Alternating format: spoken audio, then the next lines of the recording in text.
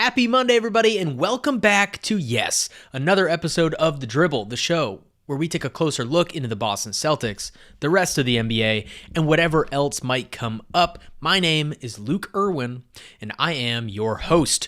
So much stuff to get into. The season is really heading towards the playoffs now. We would talk about the Celtics, but we're not going to get into the details. We've gone over the details. We know the details. Enough about the details. I want to look at something a little bit big picture and actually an obstacle that maybe was a little bit unforeseen and maybe we're not taking enough stock in, but I think it's a pretty big obstacle that the Celtics might face heading into the first round of the playoffs. So we'll talk about that. And then when you hear this sound, that means it is time to stop talking about the Celtics. Enough about the Celtics. Let's move on to the rest of the NBA. We're going to go right into another good segment, a major wager. Timmy KGB is on set, and we're going to talk about our bets from last week, some NCAA stuff, but really the meat of it, we're going to talk about the All-NBA selections, right? We're going to make our predictions for the All-NBA teams of 2024. Now that things are kind of locked in, people have kind of played most of the season, and we get an idea of who's going to be eligible with a 65-game minimum and who's going to be out. So we're going to make our first team All-NBA, second team All-NBA, and third team All-NBA predictions coming up after you hear that noise. So yeah, so much to get into. And I suggest we do, because this is The Dribble.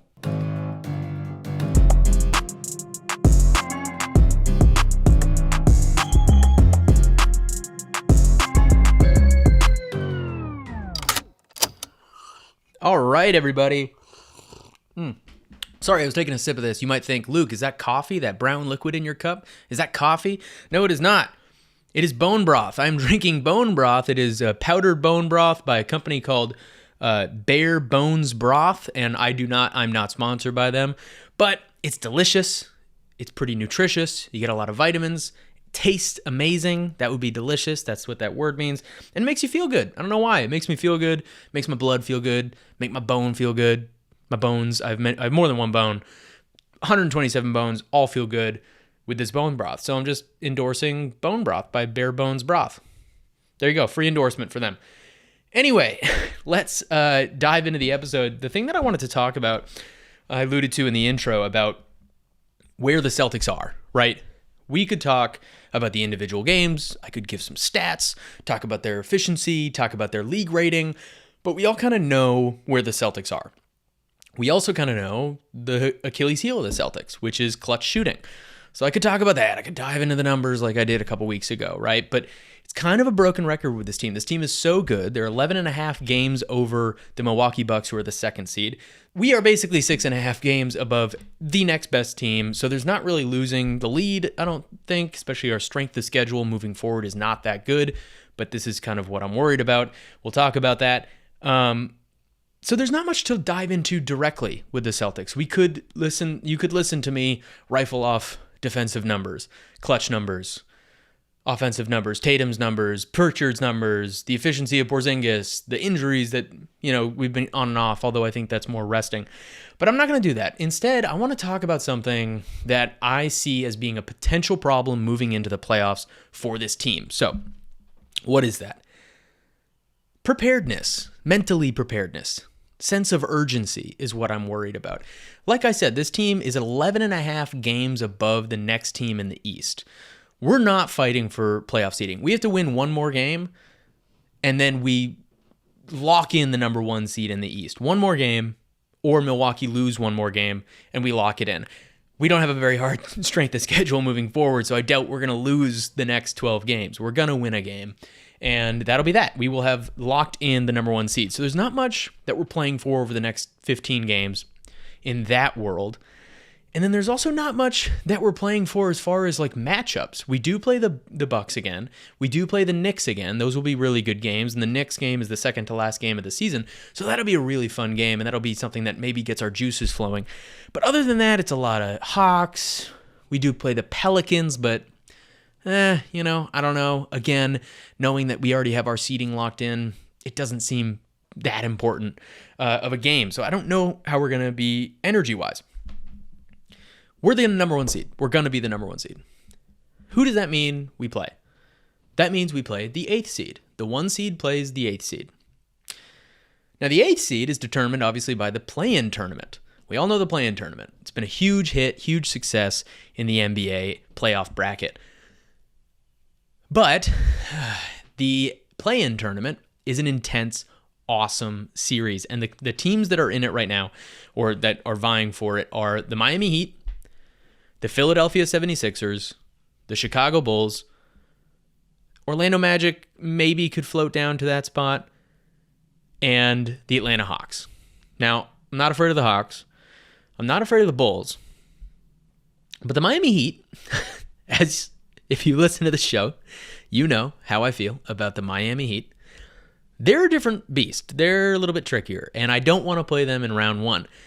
We'll talk about that when I do Hope's Hotel a little bit later. They're still a scary team. They're the same team they were last year, the same team they were the year before that. They are always the same team as long as they have Jimmy and Bam. The other team is the 76ers, who very well could have Joel Embiid. Now, I am not afraid of the 76ers. Even with Joel Embiid, we've handled them, and we play pretty well against them, and Tatum has big numbers against them, and we seem to scheme right against them. And we know how to kind of, not stop Embiid, but we know how to deal with him.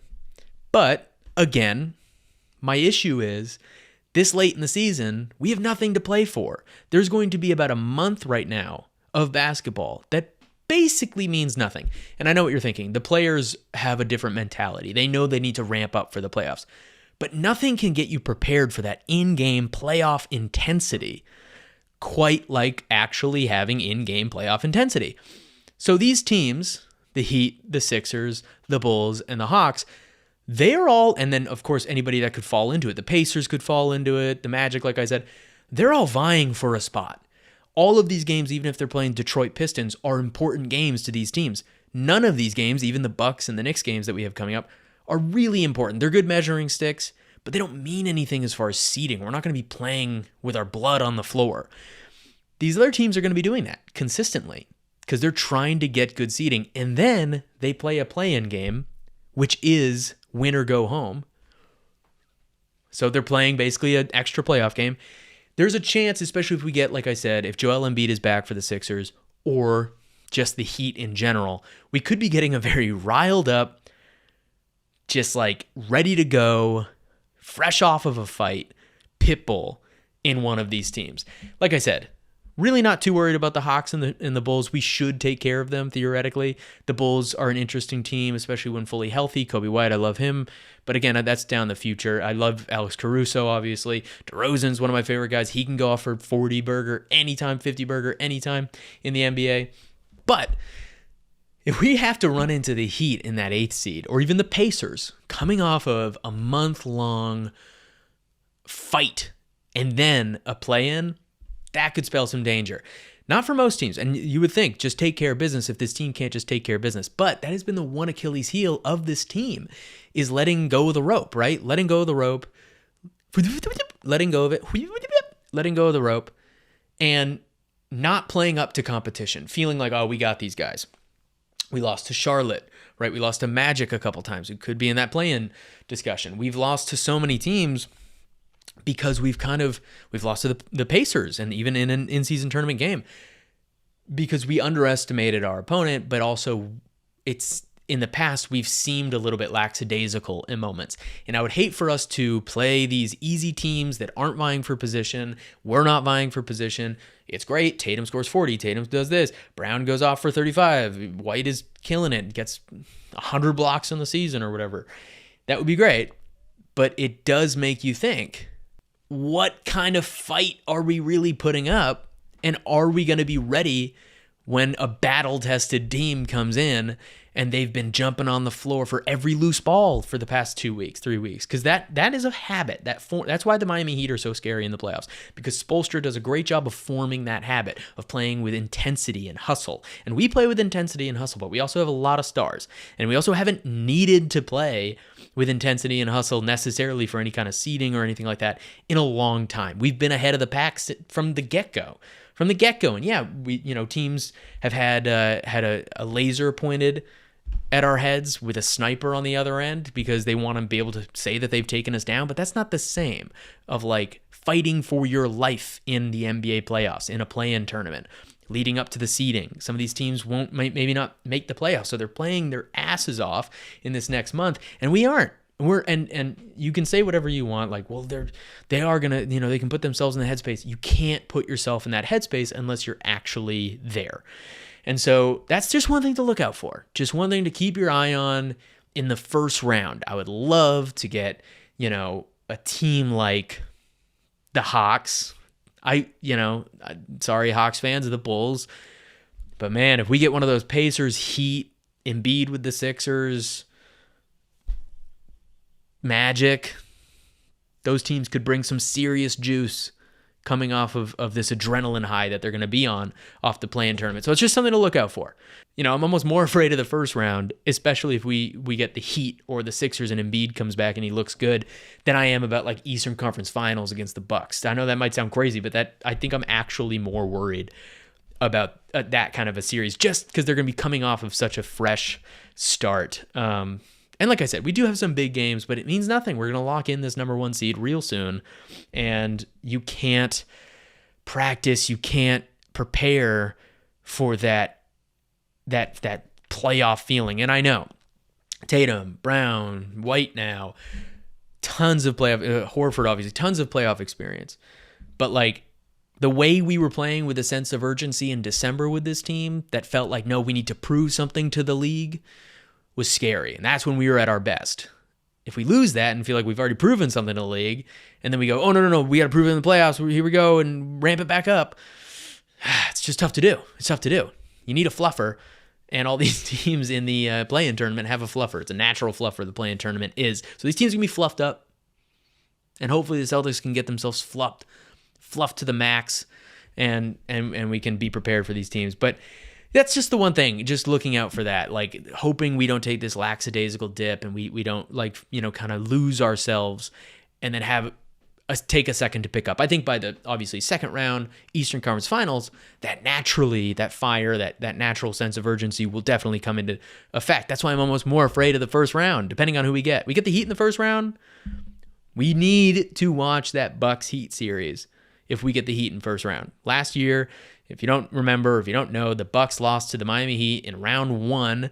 The Heat were an 8, maybe a 7th seed, and the Bucks were a 2 seed, or maybe the Bucks were a 1 seed and the Heat were an 8 seed. It might even be the same situation, but they lost 4-1, almost swept. So we need to watch tape if we have to play the Heat, because we cannot, obviously can't take them lightly, but we need to find something internally to rev our motor heading into the playoffs. That's the one thing I'm afraid of. Everything else is good. Our defensive is amazing. Our offense is amazing. Overall, locker room chemistry is amazing. Love what PP's been giving us. Love what Hauser's been giving us. Consistency. Last year, Hauser and PP, Peyton Pritchard off the bench, they kind of got unreliable as the season went on. They've seemed more consistent, reliable. It looks like Joe is going to use them in the playoffs. So I like bench, obviously starters. Clutch is the one thing we could talk about, but the one thing I'm worried about with this playoff run is just making sure we get out of the first round and don't have to deal with a pit bull with his ears pinned back, fresh off of a play-in tournament fight. So hopefully we get that. But anyway, that's it. Oh, okay. You know what that means? Enough about the Celtics. What I'm going to do is I'm going to bring in my degenerate gambling brother. You know who it is. Timmy KGB, a.k.a. T-Bone Stack Extra Rare. No hollandaise. Just going to bring him right in. We're going to talk about the NCAA tournament. We're going to talk about All-NBA. We're going to make our predictions for the All-NBA 3 teams. And we get into a lot of good stuff. So without further ado, let's bring him in. Because this is Major Wager. What's up, man? Not much, buddy. How you doing? I'm doing good. Back on a Sunday. Very excited to be back, and back in full dribble fashion. Not just the Major Wager. We're talking about the Celtics, talking about things to look out for. So I'm excited to be back, but I'm also excited that March Madness is in full swing. And both of us lost our bets, Timmy. Yeah. Both lost. I had just a Drake sweep. I had Drake to score over 69.5 points. I had Tucker to score over 20.5. And I had Drake just winning money line, and that did not hit. So I am down $100, down to 970. And you also bet $100 and you also lost your bet. And so you're down 908. So I was 908 to one 970. point, one Coleman Hawkins point away from winning that bet, which would have Mm. been huge. Yep. But gambling is full of would have beens. It was a Yep. bad beat. Uh, all the other legs hit. I had the right ideas, I think. I think you did. And Couldn't cover it. that's why the spread is what it is, or that's why the point total is what it is. 10 and a half. He scores 10, Yeah. misses a free throw here and there. That's it right there. There was some violence, there was some phone throwing and some dirty language being used, I think. But I lost a lot of bets, honestly, over the first few days of March Madness. It was really mad. It was really crazy. It always Yeah. is. And yeah, I felt like I just had, I mean, I'm going to lose the bracket to you too. Let's just say it. We can just admit that right now because, it's not over, but it is. It is over because you've done great. I was terrible. I was wrong about New Mexico. I was wrong about who else did I have going far? Oh, Auburn. yeah, Auburn. Well, I was wrong about Auburn too. What was the other terrible read? Oh, Texas Tech. Yeah, I had them in my Final Four. Texas Tech couldn't get out of that first game. Oh, that's right. They And I laid a had complete Texas Tech egg. losing in the first round. So that Yeah, was the biggest swing. yeah. My bracket is like a sea of red X's. It's almost impressive, And this is true. So I did the bracket on, I researched and thought about the games and whatever, and I made my picks. And then we did one that was blind, and Yeah. we picked like before Selection Sunday, we picked based on just seating, and I let Sam do it for me, my 4-year-old son. That one's better, doing better by a lot than my very, very agonized over Oh 36-year man. old Tim bracket. So yeah, I'm just not a smart person. I'm not good at thinking about sports, and I should quit what I do. I was gonna say you just quit then because Yeah, if you're honestly, well, he watches way too much ESPN. So he kind of has the insider no, information. So big college sports fan. I am looking at you. There are 58 Oh, I know. people I know. You in don't have to say it. our bracket, everybody. 58. It's a big, big pool. Timmy climbing the ladder at 55. That's bad. 55, Timmy, out of 58. I am in 10th. So still not first, or I was in 5th the other day, but a couple losses, but I am at 10th right now as it stands. Still in position to possibly win it. Still in position to possibly win it. Exactly. Um, I, however, am not in that position. So yeah, you can subtract another 100 from my total, add another 100 to your total. So I'm in rough shape. are we mathematically out of the place where you can? I think so. I think Yes. I think Yes. we're mathematically at, like I will just win the bracket. So that puts me back up to my 1170, and you're still at 908. I don't Which want to. too close.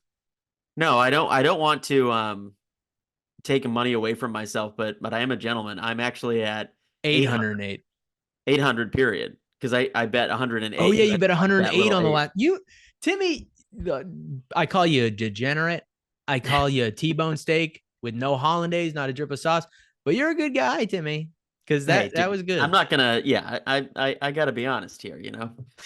That was really good. Alrighty. Well, what I want to discuss is I want to discuss some things around the NBA. Okay, let's get And back into the NBA. Done let's with get college back into the basketball. NBA. Enough of NCAA. I love NCAA. They're future NBA prospects, a lot of them. But I want to talk about the NBA because this is an exciting time.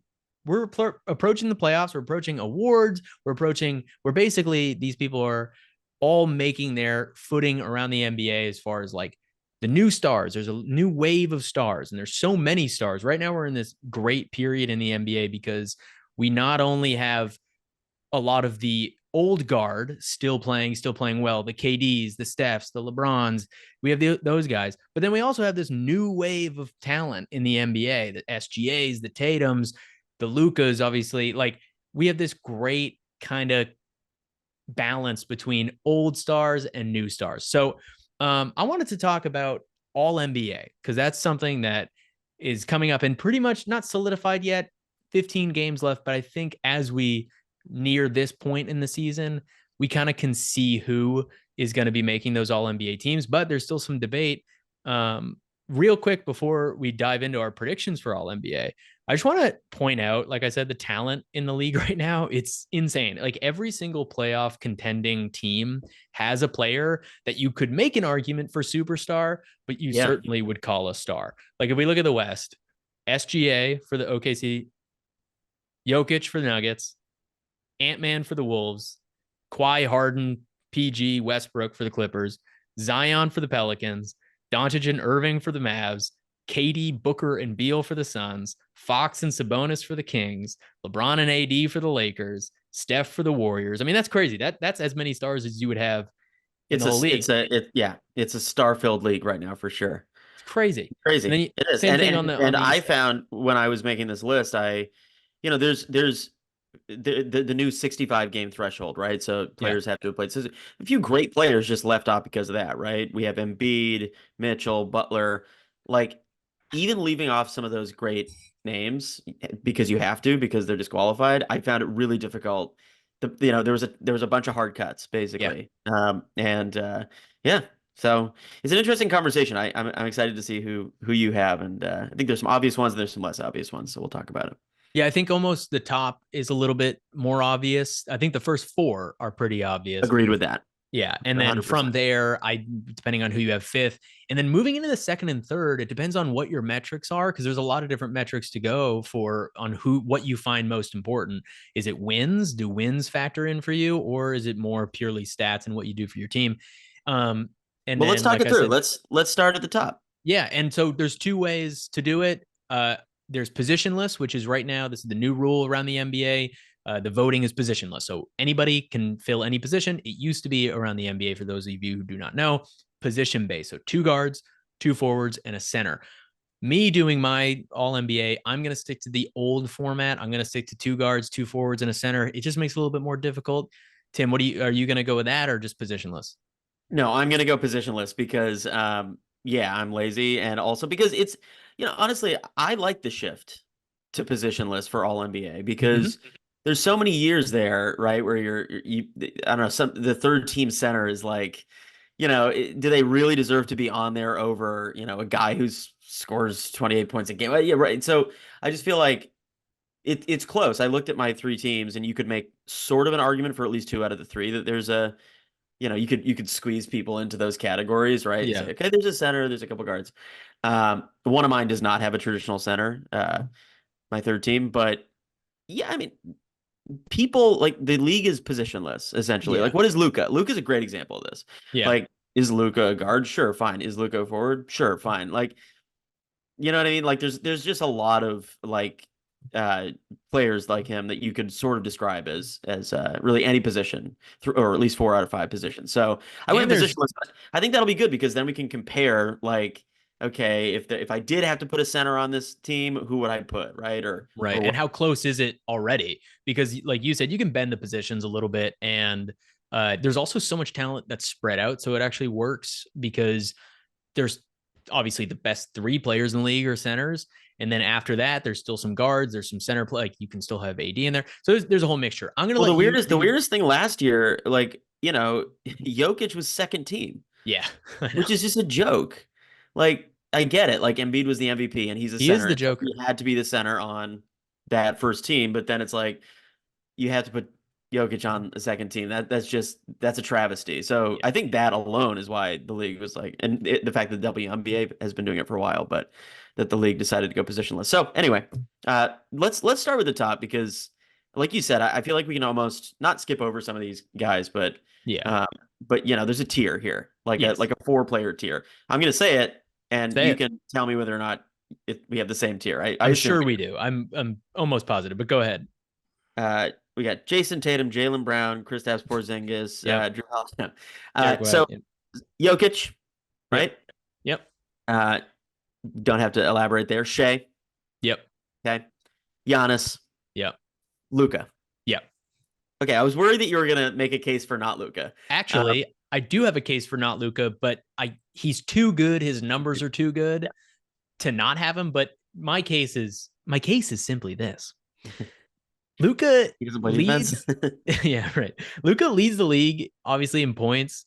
but he also leads the league in field goal attempts, usage rate, and turnovers. And he's been playing a little bit better defense as of late, like a little bit more effort, but he's still not a great defender. And those, I was talking about this the other day with somebody, and I love Luka. But based on his usage and based on how, like, that's why his numbers are so great. Can he ever truly impact winning? Like, truly, he can impact winning in a game, but like deep into the playoffs without a crazy supporting cast. And would a supporting cast really work? My only thing against him is his volume of usage, his defense, and his turnovers. Like, he's just Yeah. so. But even at Yeah. I mean, even at and especially at the volume, which is crazy, like his true shooting percentage is 62. It's really good. Like Yeah. you'd expect like the overall efficiency numbers to take a hit, but when I was looking at it, like those step backs, for example, like the step back threes alone, he shoots 39% on those Crazy. shots, which is an insane statistic because those are very difficult shots. I mean, if you start to dig into the efficiency numbers, you're right with some of the turnover stuff, but like I think that's just like a product of like how he plays. But for me with Luka, like yeah, the numbers are crazy. I mean, Yeah. 34, 9.8 assists, over 9 rebounds. It's incredible. And I think the Wild. only reason that I say that is because in my when I was creating the all NBA teams, winning was a big part of it for me. Cause Yep. like, just Yep. like quarterback play, you have Kirk Cousins throwing 400 yards in a game, but he loses the game. Like, there are certain aspects of sports that is way more than just the numbers and what we see. And winning is so important. Like, Shots fired at Kirk Cousins on this yeah, basketball. sorry, Kurt. Oh, And now he's in Atlanta Falcons. hello, So, Kirk. Yeah. but sorry. Yeah. Moved to your hometown. Yeah. Yeah, exactly. He came here and now I'm hating on him. Sorry, Well, Kurt, with wherever you are. record, because I also think winning should really matter for all NBA. But like, it's funny because so the Mavs are 41 and 29 right now, right? Which Mhm. makes them eighth in the West. Mhm. So you're like, okay, that's not great. But that whole group, like, they're only 1.5 games behind fifth, Yeah. right? And then they're 3.5 games behind the Clippers, who sit at fourth. And then there's a bigger gap. The top three, are sort of have distanced themselves from the rest of the pack. But like the Mavs could end the season fifth or fourth, right? Absolutely They're not hot outside right now. possibility. And so yeah, I think that they've done enough winning. I think he contributes to winning. That he's not one of those empty stats guys. Like I don't know if you put Trae Young on this list, but Trae would be, at No, least for me, an example of someone who is sure the numbers look gaudy. If you just saw them, you'd be like, wow, that's amazing. But not totally. not a This guy who contributes to winning. this was a debate between first team and second team. Like, Yeah. and if it was second team, I would have been like, like, I know I'm just doing a hot take here You because thought about putting Doncic's second team. I thought about it. I Yeah. thought No, about it and I had a couple of reasons, but he obviously made it onto first team. He's too good. You really too good. you can't have him on second team, He's the especially with best bucket getter in this amazing offensive era for of you basketball. or So a teammate. Yeah, yeah. he's good at setting people up too. Oh, Who's your amazing. fifth guy? Because Okay. this is big. So I did settle on someone. And so there's a group here, Mm-hmm. right? And I'm just Mm-hmm. gonna lay out a couple names. Mm-hmm. Kawhi, okay, Tatum, Donovan Mitchell, by the way, would totally be in Yeah, this he's not tier, going to make it though. and he cannot make it mathematically. He Yeah. he will not reach that. He's played 48 games or 49 games, Mm-hmm. but I really wanted to put him here. I think he almost deserves it. KD, Yeah. Brunson, Yeah. and that's it. I'll cut it off there because this next guy that I was going to say is sort of That's a good that's a good group. Um, you might be surprised to see Brunson in that group. I'm Uh, not big you can fan. make the argument that he's more important to his team than any of these players. Like that Knicks team, has a great record, is having a great season. Terrible luck. Julius Randle's been gone. OG's been gone. Like they've had guys in and out of the lineup. They just keep, they sort of stay afloat in the standings. Really wanted to put him. I ended up putting Tatum, and this is not a homerish pick, honestly. Like Tatum, like raw numbers wise, like there's a couple arguments to leave him off here. I mean, Mm-hmm. his numbers are great. They're not Mm-hmm. what they were last year, obviously, when he made first team. 28 points, 8.3 rebounds, 4.9 assists, shooting close to 38% on threes. Some of the efficiency numbers aren't great though when you look at some of the pull-ups and the twos and like, whatever. But his on-off numbers are really good. Yeah. but the biggest thing here is like the Celtics are going to win like 65 or 66 games. Yes. And you can say like that's a lot of Tatum, but it's a lot of how much talent we have and how much depth we have. But for this, winning matters, and it's sort of a tiebreaker. Like all those guys I just listed, you could like I could show you a stat line, and you'd be like, that could be KD, or it could be Donovan Mitchell or Kawhi. Like Yep. there's a lot of Yeah. like high 20s. It could be LeBron. Yep. Uh, Oh boy. right in there. I'm just kidding. We'll talk about him.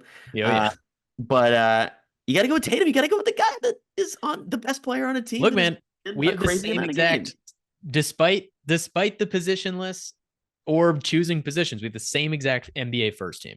I have Tatum in that spot. It is because he is the best player on the best team, and he leads that best team in points, rebounds, and is neck and neck with Derek White with assists. He's like 0.3 assists behind Derek White. And we talked about this a couple weeks ago, but he's also just the undisputed best player on that team, meaning we know Brown and we know what he Tell that does. to Jaylen Brown the past few weeks. Hey, I hope he keeps this up all the way through June. But on this good of a team, to have him, he is obviously the best player on the team. We have an 11 and a half game distance from the Bucks. Like it's not like it's a 4 game lead. It's an 11 and a half, and the Bucks are playing well. But I think sometimes I just look at the standings. I just look at them. I just look at them. Like, they help me fall asleep. Honestly, I'm like, I just have the sweetest of dreams after that. But he leads the team also in offensive and defensive win shares. He can drop obviously 50 like we know. He's 7th in the entire league in defensive win shares. So his defense is super underrated. We all talk about especially one-on-one defense. He has great one-on-one defense. But then like I was talking about with Luka, and this is why I think Tatum and Luka are very interesting. I think they'll be linked. I hope they meet in the finals down the road. I think they'll be linked as they move forward in their careers. But like Tatum does a really good job of adapting to the talent around him and adapting to the team. He has shown that he can truly take a back seat, knowing that he needs Jaylen Brown to be confident moving into the sometimes too much of a playoffs. backseat. Sometimes too much of a backseat, and sometimes it makes my blood boil. It literally gives me high blood pressure. It gives me calcium blocking pills. But he is at least willing to not have the ball in his hands, even though he leads the team in usage rate. He's just shown an ability to play winning basketball since he was a rookie going to Game 7 against LeBron James, and since then he has not looked back. And you just can't ignore the consistent winning with him. And if it, for this season in particular, that's the biggest reason. Like you said, raw numbers. He's won every year. Every year. Yeah, you're right. I mean, you can say like, because I think it's actually an interesting conversation. Is Tatum better than Kawhi Leonard? Is Tatum better than KD? Brunson, he is. But like, I don't know. Like you might argue that he's not. Like that. I don't know what better people means. do. But like, if you were just going into a playoffs and you were like, all right, who are you taking? Tatum, Kawhi? I don't know. Like he's probably not quite at the level of those guys. Yeah. But the winning and the consistency and the fact that this team is going to be so good this year, I think he has to be there. The Kawhi one is a compelling argument, though.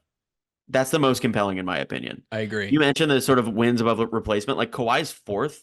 The Raptor stats are crazy for him. Like, and so 6.1 assists, 3.7 rebounds. But his defensive numbers this year are on par or sort of better than his defensive player of the year. It's almost like we forget how good why he was who he was for so long is his two-way. I mean, people compared him to Michael Jordan. Michael Jordan obviously had better offensive stats, but as far as two-way players that affect winning, he's in that class of elite. He's played 64 games this year. Yeah. So he's played 1 game, which has not happened. If it feels like in 5 years that he's played this many games.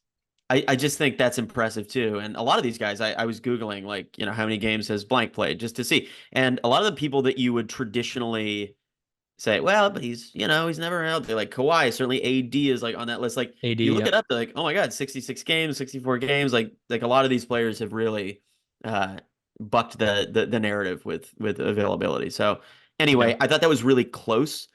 But one of those two teams between the Clippers and Celtics is like winning in a incredible way. So I just tie goes to Tatum. Yeah, I was gonna say Ty goes to Tatum for me, but it was between those two. KD on the horizon on the outskirts there, just because his team isn't winning as much and doesn't seem as promising. And then also, like you said, the defensive numbers on both with Tatum and especially for Kawhi.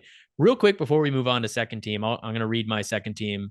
Yeah, go first with But that. I just want to say, looking up some numbers, I know we glaze Jokic all the time. We love Jokic, Yeah, but like he doesn't lead the league in anything except all of these things that are insane. So none of them are like the traditional stats. None of them are like assists, rebounds, blocks, steals, none of that.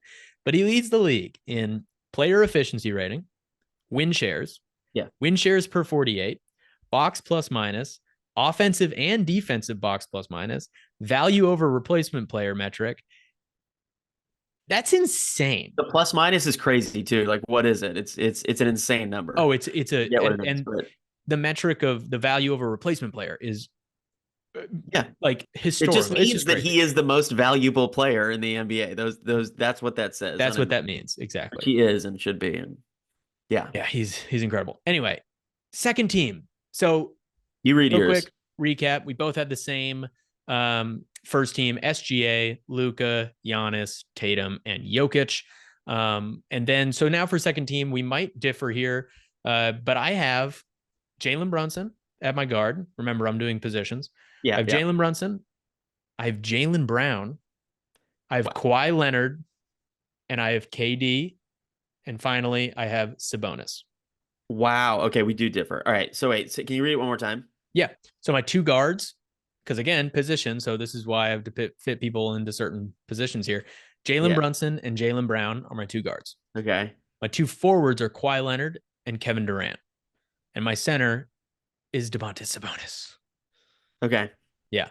So what we have in common. Yeah, I was gonna say, that. Who do you have? We already sort of talked about Kawhi. Mm-hmm. I think he's the best player in this group, personally. I agree.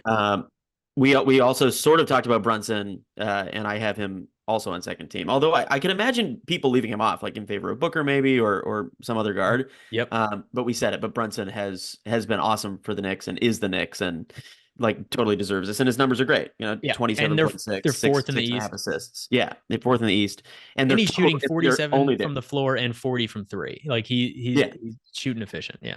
And takes really tough shots. Like he has no business being as efficient as he is taking like the kind of difficult shots that he does. So those are easy. And then KD too. I also had KD here. So I think those three are fairly easy. KD again, like these numbers are 27.8 points, 5.4, 6.7. Oh no, almost a block and a half a game. Block. And then he's just the kind of guy that like when you need a shot, it's KD's going to get you. And his efficiency is insane. He's the closest guy in the league to 50, 40, 90. He has 86% on free throws, so he's right there, but like 52% from the floor, 41% from three, and his ISOs go up, which is crazy. He's like one of the only players where his ISOs, the percentages go up. Yeah. So you had Jalen Brown here and Domantas Sabonis, neither of whom made my second team. Interesting, Sabonis. Well, Sabonis, yeah, we'll talk about him. So let's start with Jalen. Let's make the case for Jalen here. Okay. Second best player on the best team. But like we were kind of alluding to, he averages 23.4 points, 5.6 rebounds, and 3.6 assists. He's shooting 50% from the floor. His turnovers are down. And he provides this team. I think like context is a lot. And of course, I'm a homer, and this is probably a bit of a homer pick.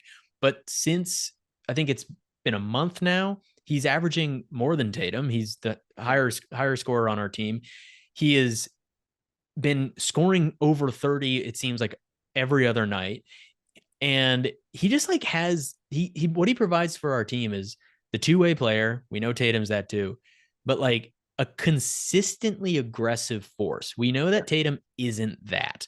And I don't think if you truly look at this team, if you take Brown out, we miss that dog if you take Brown out. And I think it's so important to have, like, I don't think we are as good of a team without him. And what I mean, really, like maybe we're battling for the number one seed, not 11 and a half games. Maybe we're a game and a half behind Milwaukee without him. I think like he pulls Tatum out of these, he kind of gives Tatum a parachute when he's having these non-aggressive nights. And I just think like the way he's been attacking lately, his ability, like Tatum's ability to kind of adapt and work around these new players, his ability to play a two-man game with Porzingis, and the winning is big and the Yeah. consistent winning. But I Yeah. know that that's a little bit of a reach. But what do you think? No, I mean, I like it. I have opinions about Brown here. We'll talk about him with third team. He was a bubble guy for me. So Jalen, you're right. I think the gap between them this year, between Tatum and Brown, or at least really in the past, in 2024, in the past few months, feels narrower than it did like last year, that it has. Like Tatum is the better player all around, and like the numbers support that. But you're right about Jalen Brown. I mean, he's differentiated himself in terms of his role in this offense from Tatum. Like Tatum is the stabilizing force. He does a little bit of everything, right? Like Tatum is distributing more than Brown. Tatum's rebounding is obviously super underrated. It's like a cliche to say that now at this point, but like, Yeah. and then his scoring is over Brown. But like Brown is he's sort of more one track mind offensive player, get to the cup. He's more aggressive. Yep. It feels like, and we've talked about this in previous podcasts, just like his finishing and his athleticism is at a peak right now. It's like a grown man. Yep. Uh, and you're right. If Tatum's either having an off night or whatever, like he really feels he has a knack for it, Brown does, like when to take over and when to really drive the car. Um, I agree with you. We would not be an elite team without Jalen Brown. I still think we would be first in the East. Honestly, I really do. It And, depends. and I that's just think he provides such a contrast, like to Tatum's game, that is he so does. important for us. Yeah. Who do you have in his place? Okay, so I put uh Anthony Edwards on this team. Nice. Okay. And so I think this still fits, by the way. I think I Yeah. accidentally did the positions because you Yeah. could say Brunson and Ant for guards, Kawhi and KD for forwards or whatever. And then you're not gonna like this pick, but I had Anthony Davis here as the center for this team over Sabonis. I mean, not that I even did it positional, but uh, But it I worked out mean, that way. let's talk about AD because obviously, I Yeah. mean, this is yeah, this is a divisive, I guess, choice, but I think it's the more obvious choice than Sabonis. Like, AD is having a crazy season. I know the Lakers are not very good and like have not won a ton of games, but AD's like numbers are wild, and he's played like a crazy amount, right? Like Yeah. he has played 66 games, which is crazy. But look, I mean, 24.4 points, 12.3 rebounds, which is a lot, 2.4 blocks, I was gonna and say two and a half blocks a over a game. steal. Like defensively, he's awesome. This might be his best season. Yeah. Like, but yet, and LeBron's having a great season. This team can't seem to string together competency for any period of time. But we'll talk about this, especially I think once we get to third team. But like, do you reward a team that's very mediocre, essentially a 500 basketball team with multiple All NBA guys, or what? I know. Um, I just thought when I looked at Sabonis, because Sabonis is amazing. I mean, like 20 points, 13 rebounds, which is best in the league, I believe, right? Yep. Um, the assists on Sabonis. I mean, that's the craziest part. Like he is 8.3 assists. that's a crazy assist number for a big guy like that. Well, he That's also Jokic-ish. that's Jokic. It's Jokic numbers and the efficiency again. He averages 61% or 60.8% from the floor and 40.8% from three. So he shoots the three well. He leads the league in triple doubles with 24. And this is a league, And not how many 66 games. and he's played 70 games. And I was 70 gonna say he's durable, he plays hard. And the 24 triple doubles to lead the league is crazy because what have we been talking about? Luka and Jokic. We're in a league with so many guys who hit 30-point triple doubles, and it seems like every night is a triple double, but still Sabonis leads them. Still Yeah. Sabonis leads those guys. And he's fourth in the league in win shares. He's top 5 in the league in value over replacement player. He leads the league in total rebounds, like you talked about. I think he's a no-brainer for second Yeah, team. no, I mean you're making a good argument for him, honestly. Like I just think real like this is not fair, but like Sacramento this year is just not a team that there's a couple teams like I would say the Pelicans are also in this universe because they've been very solid. Like Yeah. middle of the pack in the playoff picture. Um, but yet like I don't know, like for some reason they've been seen as like a non-threatening team or whatever. Like Yeah, I think I I think though you're right. So Sabonis, but defensively, that's the difference. I mean, Sabonis is not a good defender. No, He's sort of purely an offensive player, he and is. um, and AD, again, just like a world class defender, right? So Mhm. I think that you could split hairs and say that, but if you're valuing wins, like obviously Sacramento But but they're not even that much But I was better. gonna say, Their but not record even is by that much. I mean, yeah. the Lakers are ninth. The Kings are sixth or seventh, maybe sixth or seventh. I'll pull this up now. Yeah, pull up how many games they're behind. So the Kings have won. The Kings are the same record as the Mavs right now at 41 and 29, and the Uh, Lakers are 38 and 32. So it's not dramatically like that's the Lakers. 54%, and Kings are 58%. yeah, In terms of so win percentage. So they're right there. I agree with you on the Kings. I just talked about in Hope's Hotel the Kings, and I agree. Like the Kings for me are non-threatening. They're in the lobby. They're just a non-threatening team, but they're still there. They still have Fox. They still have Sabonis. But yeah, I had to put him in here. He's just having such an amazing season, especially off the heels of last year where they were a very fun new team, and that was his coming out party last year, and so I had to put him in here. So you have AD and Anthony Edwards. I like the Anthony Edwards pick. oh yeah, we didn't talk about him, right? Yeah, I mean, 26 and a half points, 5.5 rebounds, 5 assists. He, again, crazy efficient, shoots, almost 50% from the floor, 30 set. Like he's just he's electric. He's Anthony Yeah. Edwards. We love Yeah, him. I didn't include him in the discussion for that fifth spot on the first team, but you could almost, if you were so inclined, make the case. And plus, like that team again has won a ton of games, and he's been the best player on that team. And yeah, I don't know. I think that's a good one there. I mean, the winning and the numbers combined, and it's Yeah. just great. I mean, he's still young. He's still going to get better. All those numbers will improve. Yeah. But he didn't make my second team. He did make my third team as a Yeah. little spoiler. Okay. So that was second team. I'm going to go by guard, just recap who I had. I had Jaylen Brown for my guards, Kawhi Leonard, KD for my forwards. And at center, I had Sabonis, Mr. Triple Double. And you had Tim? So I had Brunson and Edwards, Kawhi and KD, and Anthony Davis. Anthony Davis taking that spot. Okay, so third team. This is where things get a little bit dicier because we're right up against that bubble of players that did make it, didn't make it. Who do you have in your All NBA third team for 2024, Timmy? This was the toughest by far because, I just feel like top 10 guys. You could quibble about a couple spots, but these ones I don't know, are tough. So I ended up going with, and I'm very, by the way, open to being convinced to change this because I'm not super confident. But Devin Booker, you didn't like that? Okay. Tyrese Halliburton. Okay. Jaylen Brown. I do have him. Okay. Squeaked in. LeBron James Mm-hmm. and Sabonis.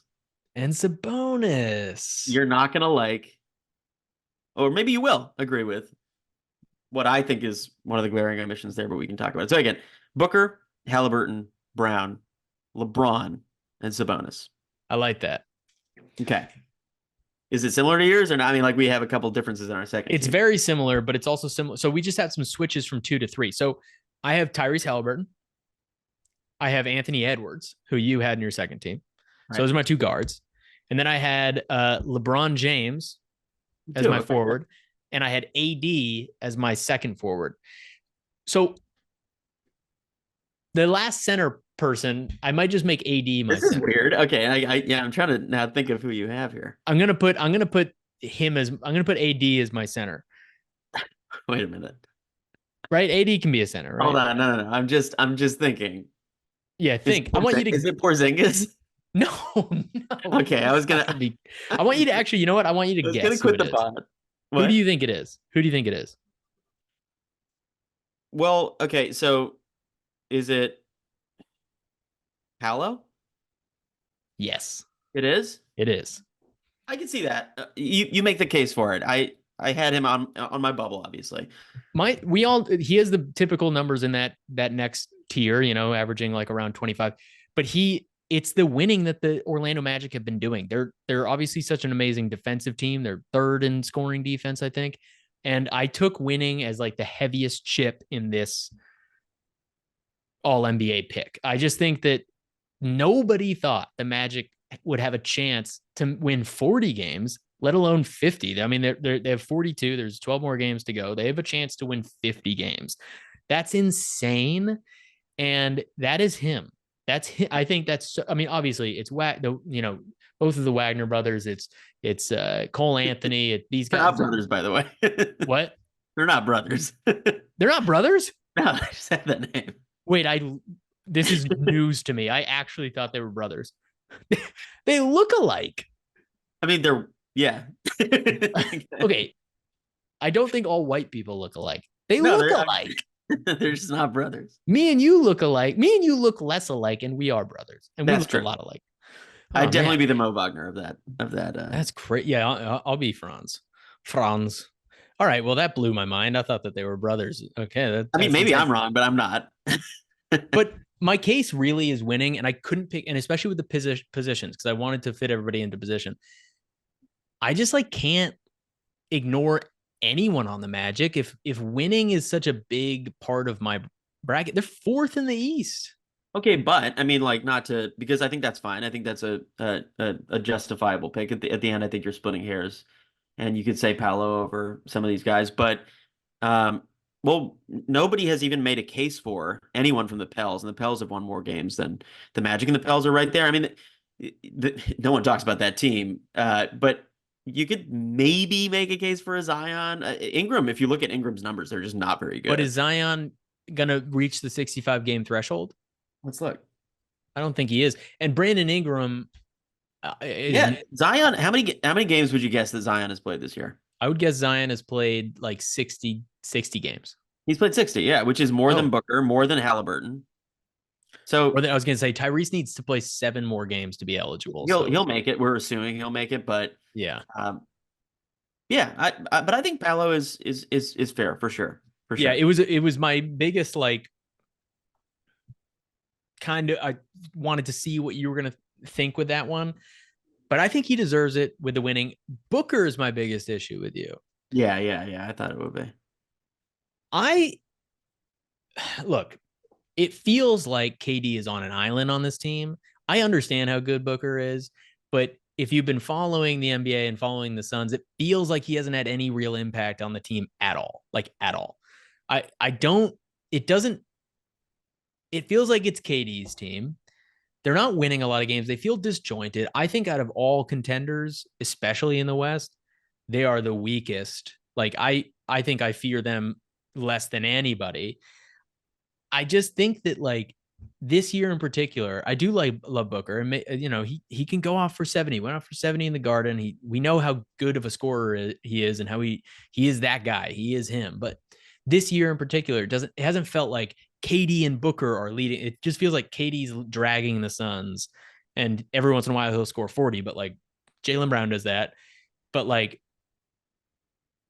I don't know. I don't trust Booker. I don't like him in this spot. But convince me. Why is Booker in there?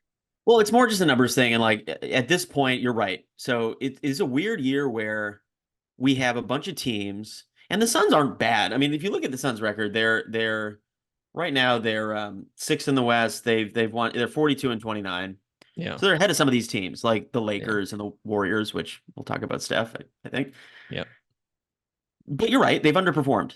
And partly that's health, though. I will say, the Beal component of it all, he missed a ton of games, and I do think it's hard to, the world's smallest violin playing for the Phoenix Suns, but to start a super team when you can't all be on the floor at the same time. But I would actually disagree with you. I think Booker has been a stabilizing force on this team. He's been playing. The numbers are great. Booker every year, he's just consistent, over 25 points every year. I think this year he's 27.2 3-point percentage is really good. Close to 7 assists. That's a career high in assists. Yeah, that's for big. Booker. That's big. I think, you're right, because the Suns have underperformed. He hasn't necessarily jumped off the screen into people's all NBA team. But I do think this is a pick that most people are making. 57 games. He's sort of on the cusp there. But I just think the offensive talent, he's one of these guys, I considered Murray too for this. Yeah.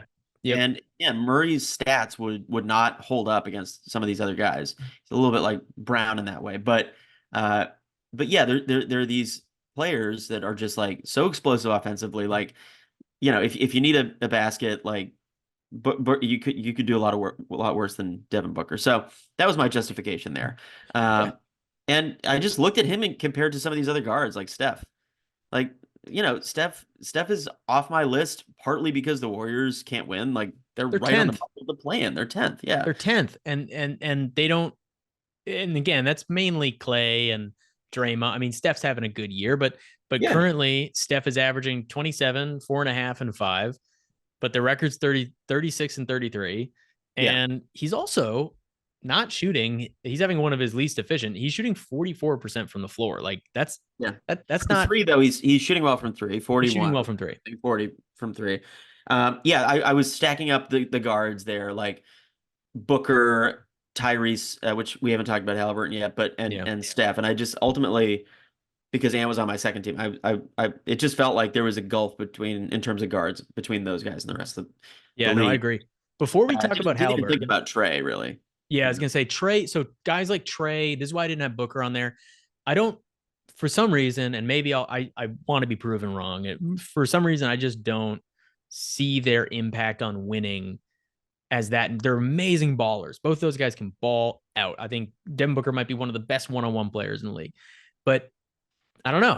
He's not. He hasn't convinced me yet, and maybe it's just a perspective thing, and I just have to watch him crush the Celtics in one game, and I'll believe it. But I want to talk about LeBron James before we talk about Tyrese Okay, Halliburton. let's talk about LeBron. What I just you know me, I'm not a big LeBron fan, but we have to give him his flowers, his Oh yeah, crown, all this stuff. In a year that everybody's like, oh, LeBron isn't anything, he has played like 66 games, 64 games, something like that. 61, but still. 61. Okay. So, but still up north of 60 already for his age is crazy. He's averaging 25 and a half points, about 7 rebounds, 8 assists on 53% from the floor, 40% from three. But 20, 25, 26, 7 and 8 is crazy. That's still so good. Like, Well, it is amazing, and to do it at this age. But I went up and looked up LeBron's first MVP season with the mm-hmm, Cavs. mm-hmm, All right, 28.4 points, mm-hmm. 7.6 rebounds, 7.2 assists. That's basically 3 points away from this season, and his assists have gone up considerably. Yeah. This is not that different from statistically in terms of some of the numbers from his MVP season. Like, obviously he's not having the same impact on this team. Like, this team would be better if he were playing at that level. But Right. yeah, he's having a great season. He is. And it's weird that people shove it under the rug because it's 20, like, if you think about it with him, again, he's averaging more assists than he was.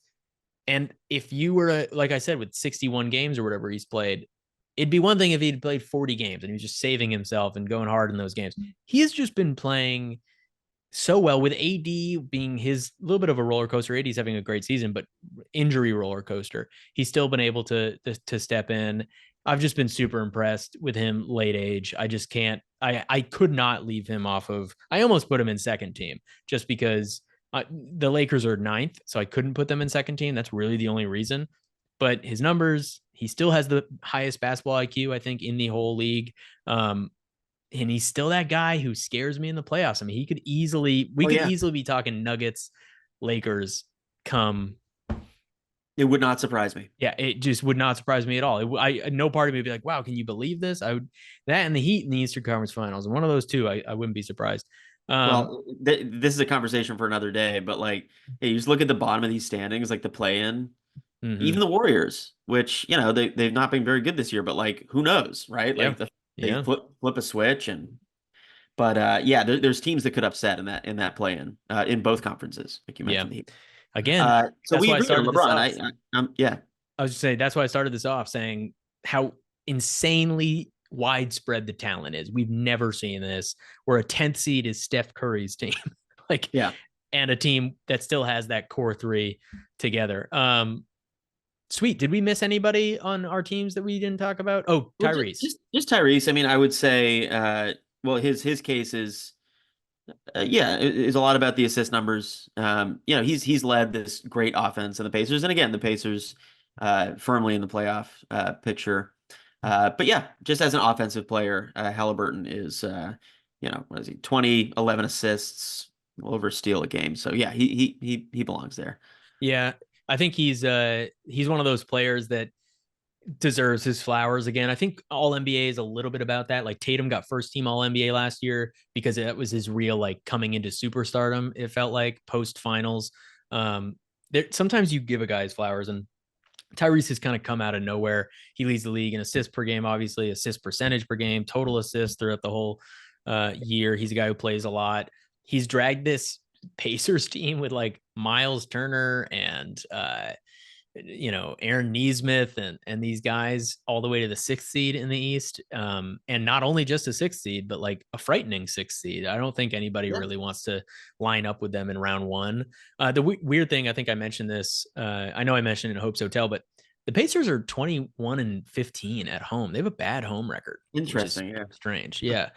They're excellent on the road, which again, if they're a lower seed, like a sixth seed heading into playoffs, that could be a pretty dangerous matchup for people because they're excellent on the road. They have like 40 wins on the road or something. It's crazy. Wow. Huh. Not 40, but whatever it is, 30 something. Who are some of your tough omissions? Well, the toughest omissions, first honorable mentions to say, were obviously Embiid, Donovan Mitchell, Steph Curry was probably one of the toughest because he's one of my favorites. Honestly, Derek White is a tough omission. He's going to make NBA first team, defensive first team. But he has been a huge. I couldn't have three Celtics though. I'd be chased down in the street. If you did have a third Celtics, third Celtic, you would put White over Kristaps? Yeah. I don't know if Kristaps has played enough games. That's probably true. I don't know if he's going to qualify, but also Kristaps is off the charts efficient, and his numbers when he's on, he is so insanely efficient, and he provides an element to this team. But I think just the defensive, we are great offensively, which makes sense for a super talented team, but we're like third defensively or something. No, we're first in both, aren't we? No. We're first in both. I thought we were. Oh. I could be wrong about that, but I thought we were first. I thought we were like first and third or first and second. I know one of them were for anyway. Either way, he is a huge part of that, and he's a huge part of our identity. We lose Marcus Smart. He steps seamlessly into that point guard role. And his defensive numbers are just off the charts. He leads all guards and blocks. Got to say something about that. Other omissions. Wait, can I ask one more question about Porzingis? So Porzingis has played 49 games, so you're right. I think that puts him right outside the number. But let's just pretend that he was eligible. You could make the argument. I think it's not a crazy argument that he is the most important Celtic.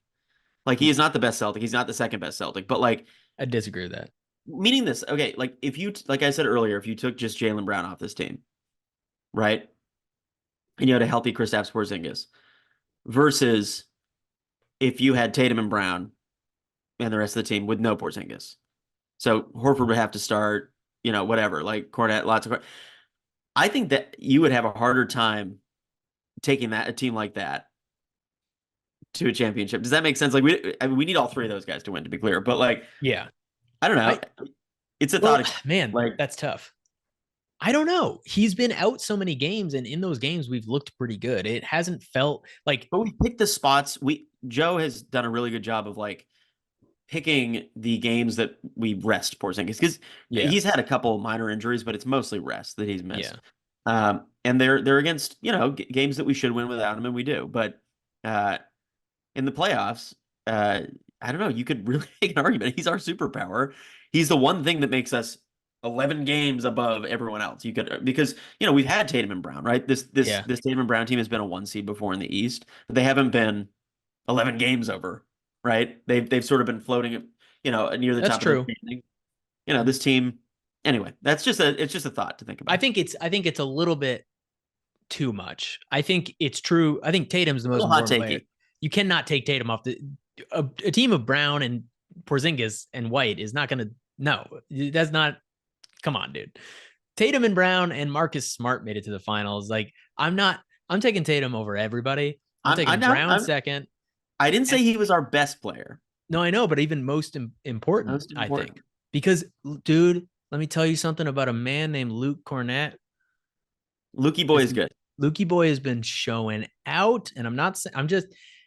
I think I'm not trying to get my hopes up too much, just because Porzingis has been playing so well, and I want it to stay that way. But we have just way too good of a team to. Yeah. We've It's just also like just we've also just drifted into a Celtics tangent that we that's what probably we should. do. That's what we do here on the dribble. We drift. We drift on the dribble. We dribble. Back We on track. drift. Back on track. Tough omissions. Yes. You Who do mentioned a you have? few. Bo Palo, you had him on Yeah. your team, but I didn't. Who else did I have? I thought De'Aaron Fox was kind of a tough one, and Jamal Murray and And Zion. and Damian Lillard. Yeah, Lillard. Yeah, for sure, for Lillard's sure. tough, especially lately. He's been playing well. I But there's no also one had else. Bam Yeah, Adebayo. yeah, yeah. Bam, That's that's a good one. tough guy to admit. He's been holding down the fort. Jimmy's been hurt a lot this year. Uh, and again, it's a guy from who made the team that made the finals last year. It's hard to admit guys who have been winning. Is However, there a universe in which you could make a case for Wemby? yes, Right? yeah, It's crazy to say that, and that team sucks and doesn't win any games, but like it, Victor Wembanyama is he's the going to hype be is real. on all NBA teams every year. Did you hear That's for what he sure. said about the about Rudy Gobert probably Yeah, he's winning? like, I want him to win one because He'll it's never gonna win be it for like the again. next decade. Yeah. He's like, yeah, Sure. starting next year, I'm going to just go on a run of winning like 10 of them. It's probably true. He's incredible. But yeah, that was a big omission, but I couldn't do it just because There's they're a couple win. more Or, fringe guys too, like Jalen Williams or someone yeah. like that. I mean, Yeah. but Kyrie Irving. yeah, yeah, even. But I didn't give. I don't think Kyrie Yeah, I think has. he missed too much time. Yeah, Well, this was sweet, dude. I think we're sweet. running Yeah, out of time, but I love going through the NBA teams. Maybe this will change. We'll check back in with our guys to see who actually wins the All NBA nominations moving forward as the season ends. But I think these are pretty locked in. yeah. Like we said, the first team especially, we had the same first team. I wouldn't be surprised if Tatum was second team and Kawhi made that first team spot or KD even. But right now, as it stands, I'm pretty confident with the first team. And then second, third team, a lot of great guys floating in between. And it was weird. Yeah, your choices, your predictions almost lined up with the positions, which is funny. Yeah, yeah, no, they did actually by the end of it. I ended up Yeah. having. All right, so let's make our picks for next week. I'm gonna choose something just in line with my bracket because I want good juju flowing through my brack. I have Purdue making it way too far, going all the Yeah, way to the final. So I'm gonna choose Purdue simple, keep it simple. I'm gonna choose Purdue money line, $100. It's at minus 205, wow. payout 148. Okay, that's a I don't want to call you names on your own podcast, but Call me okay. No, it's soft. a safe bet. It's a safe, It's a soft bet. Say it, Tim. a little soft. It's a little soft. I will say it. I'm also going pretty soft, but not that soft. A little harder than that. That's picking a one seed straight up. But don't be a. You know what? Pick the spread, Luke. Look, what is it? 4.5. You don't think they can win by Uh, 4.5? I'm bullying you into picking the spread. Look, man. Here's the deal. You're my older brother. No, don't do it. Don't do it. But No, I'm do not it. going to do it because it's actually not that much better. So no, I'm sticking to what I had. Purdue money Oh, line, okay. locked in, locked in, All right, so you're locked. doing $48 basically if you win. All right, that's fine. I'll go simple too. I am down, and I am not interested in digging myself a bigger hole like I do in real life. So on the podcast, I'm also going to do a single bet, single Okay, straight bet. nice. Mine is going to be so I like NC State. Okay, the Mhm. Wolfpack. Plus 6.5. Okay, getting 6.5 points in the Sweet 16 matchup against Marquette. Uh, so they killed me in that first game. They beat Texas Tech. That Yes, they was did. that was hard to watch for me personally, but also it was pretty fun to watch because yeah, some of these guys, what DJ Burns, right, and even Ben Middlebrooks, he's not going to repeat that performance, but like the bigs for NC State, like they just had a good swagger. Like the team uh, impressed and surprised. I picked the wrong sort of tournament winner with like a ton of momentum to to crap out early. I thought NC State would sort of be spent by the time they got here. They weren't. They had tons of Yeah. energy. I'm not picking them to win the game, but they could beat Yeah. Marquette. I thought Marquette, they won, but they were down for most of that game. Yeah. Yeah. They didn't look great. At the end they sort of pulled away, but yeah, I like NC State. So let's lock that one in. Just plus 6.5. Oh, nice. I don't know. What am I going to do? $100? That's what you usually do. Sure. All You're right, at 100, 800. Watch 100 yourself. 190. All right, sweet. I like those, man. No more, multi-leg player parlays and props and. Yeah, you got to stop with that. You got to do that with your own money. When you come in a major wager, you keep dropping those. Well, like I wanna come up with exotics, some fun ones, but you keep losing. There comes a time where you need to, get some money. But not that I'm saying this is an easy pick. Marquette could blow out NC State. Yeah, easily. But I like it. Yeah. All right, man. Sweet. That's very good. I like it, dude. Very tight. Next week, we'll be checking in with everything and then giving live updates. It looks like my bracket's going to beat your bracket, but you're still climbing a major wager every day. Every day. Every day. Hitting singles. All right, dude. It's good talking. Peace. Good talking, bud. See you soon. Okay, that was another great segment with Timmy KGB, All NBA. So many talented players in the league right now. It's kind of mind-blowing. Every single team seems to have a guy that could average 30, 35. And the talent is just distributed. And there's also stacked talent. You have teams with Booker, KD, Beal. And then you have teams, with Damian, Lillard, and Giannis. And then you have these teams run by a single superstar like SGA. You just have some great talent. And like I said, in that major wager segment, you have talent that is the old guard and this new guard. So we're in a great transition period. The NBA is in good hands. So yeah, that's all I have to talk about. That's all I got. But tune in next week. We're going to go over some more of the NCAA, and then also we're going to get into some of the potential matchups moving into the playoffs, both for the Celtics and for the other teams. And next week, a special edition of Hope's Hotel. Things are getting stingier. Who is making it into the Hope's Hotel? Those of you who do not know, Hope's Hotel is my tier ranking list for all 30 NBA teams, where they rank in the Hope's Hotel based on where their title hopes are. Their hopes to win a title, everywhere from the parking lot, no hopes, all the way to the penthouse, high hopes. Next week, Hope's Hotel is back, heading into the playoffs. Super excited about that. But for now, I got nothing to talk about. That's all I got. Hope you enjoyed. Hope you learned something. Hope I didn't sound too stupid. But tune in next week. It's just getting good. And this has been The Dribble.